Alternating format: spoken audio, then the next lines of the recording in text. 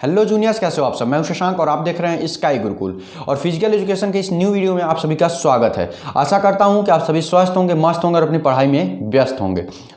आज हम लोग इस वीडियो में अपने नए चैप्टर की बात करने वाले हैं जिसका नाम है योगा एंड लाइफ स्टाइल। तो चलिए शुरू करते हैं। तो सबसे पहला पॉइंट आता है योगा। देखो वास्तव में योगा है क्या। अगर हम बुक की नॉलेज के अकॉर्डिंग देखें तो योगा मतलब होता है यूनियन ऑफ आत्मा एंड परमात्मा।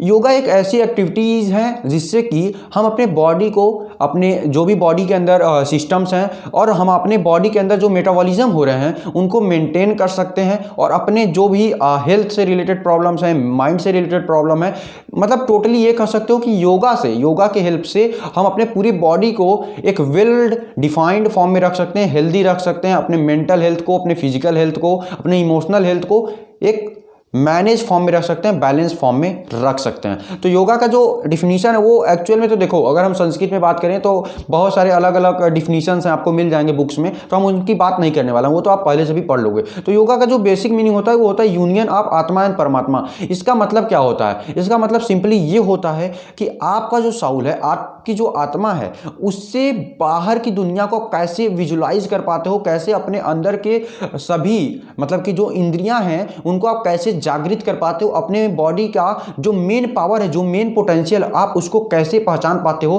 क्योंकि योगा में एक शक्ति है जिससे कि आप अपने अंदर के पावर को पहचान सकते हो कि व्हाट यू कैन डू, आपकी पोटेंशियल क्या है, आप अपने लाइफ में क्या कर सकते हो, आप अपने जीवन में क्या कर सकते हो, आपकी क्या पोटेंशियल है। ये केवल और केवल योगा प्रोवाइड करता है। योगा का ये बहुत बड़ा एडवांटेज है कि योगा एक ऐसी मतलब कि फीचर, एक ऐसी आपको शक्ति प्रोवाइड करती है, एक ऐसा आपको मेन चीज आप बोल सकते हो कि एक ऐसी एक्टिविटी है जिससे कि आप अपने पोटेंशियल को गेन कर पाओगे, अपने पोटेंशियल को पहचान पाओगे, अपने अंदर की जो पूरी शक्तियां हैं उनको जागृत कर पाओगे, अपनी सभी इंद्रियों को जागृत कर पाओगे।